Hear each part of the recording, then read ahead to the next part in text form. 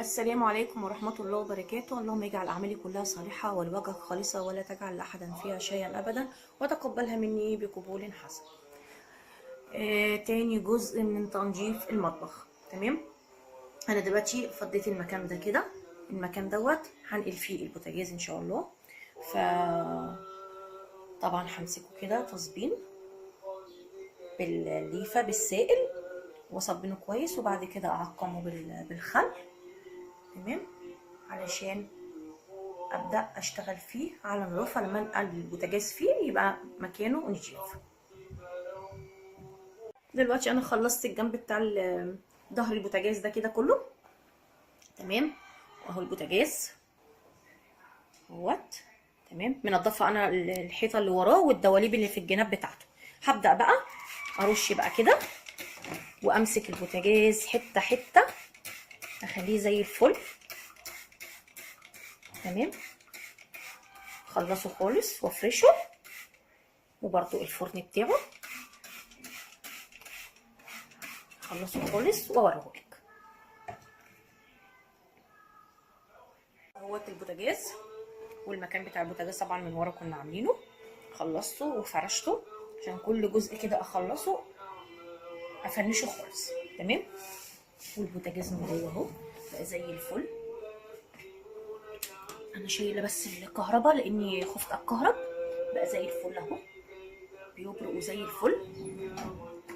تمام، وشلت على فكره الازاز ده شلته ده بالمسامير دي كده بتتفك. تمام، بالمسامير دي كده بتتفك. وطلعت الوش بتاع البوتاجاز، طلعته بره خالص وصبنته ونشفته ودخلته. ادي كده البوتاجاز. تمام، دلوقتي بقى هعمل ايه؟ هعمل الجنب ده اهو، الجنب ده كده هعمله. تمام، وبرده هفنشه خالص عشان ما يبقاش فيه عندي حاجه كده. وده الشباك. تمام، شيلته كمان عشان يتصبن. دلوقتي انا خلصت بقى الجزء ده كده كله. مكان البوتاجاز هو اللي بدأت بيه من الاول. البوتاجاز كده خليص واتفرش اهو. تمام، وادي الركنه اللي جنب البوتاجاز برضو خلصتها خالص. كل ده اتصبن واتفرش.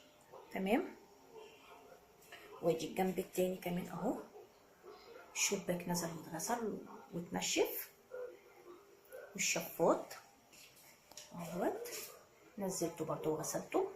وادي الركنه ديت هنشف بس التربو وادخله في الممر ده. تمام، هبدا بقى دلوقتي اعمل الميكرويف. ونزلت انا التوستر اهو مكان التوستر، نزلت التوستر اهو هعمله. تمام،